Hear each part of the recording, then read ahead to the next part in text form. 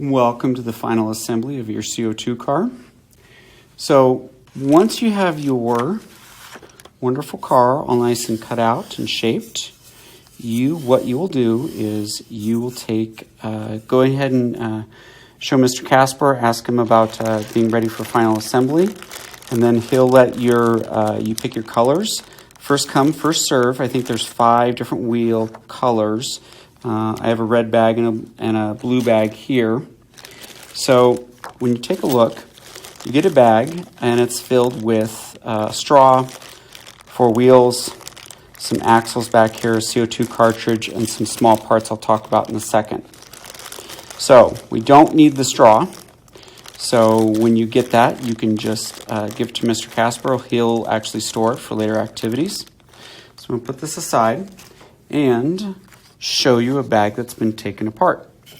So the first things you want to do is, I took these out of the bag because I wanted to show you all the parts. But there's these parts right here, your brass washers. They act like bearings to get make your car go faster. And then these are eye hooks. You cannot race without these eye hooks.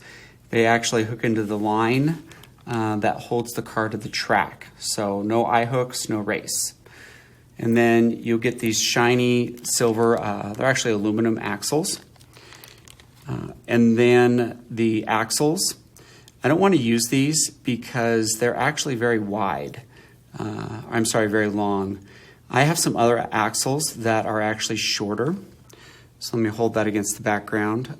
You can see they're not much shorter, but they actually are. When they go on the car, it does make a big difference as far as axle length. We can also, if you need to, we can also cut the axles down a little bit depending on the design of your car. So put these aside. We're going to use these gray axles, stark gray axles. I have hundreds and hundreds of these. So the next thing I'm going to do is we need to get the axles in the wheels. And if you notice, there's no car around here because we don't even need it quite yet. So what I'm going to do is I'm going to take my axle, and these are actually sharp and they'll jab into your finger. So if you take a rag, which I have rags, or I have these, I'm using a cut-resistant glove, but I'd rather you use a rag. The cut-resistant gloves need to stay in the danger box. I'm going to take these, and it makes it a lot easier to get the axle into the wheel itself. It's actually pretty difficult to push these in because the axles are just a little bit bigger than the wheel holes, and it went in. I already pushed these in once, so I want it to push it in the whole way. And notice I'm pushing against the table. The car is nowhere in sight. So then I'm going to take one of these brass washers, which, like I said, they act like bearings to make the car faster. And here's my car. And I'm holding this up. I'm holding the axle up because if I hold it down, then the washer falls off. So I'm going to put it through the axle, or the axle hole. Take a washer, brass washer. I'm going to put it on the other side. Take my other small wheel, and I'm going to put it on there. And I'm not stressing or putting any stress or risk breaking the actual balsa wood car. And I'm going to push this on there, get down there nice and tight, and my front wheels are done. Then I'm going to repeat the process with the back of the vehicle. So put this out of the way because I don't need it. I've pushed in one side already. These wheels, the axles actually go in quite a bit. They go in probably 5 to 7 millimeters. And I'm going to put a brass bearing on there. And I'm making this, this is still pointing straight up. I put it in my axle. I'm moving the car, not the axle. And then I need to find my other brass washer.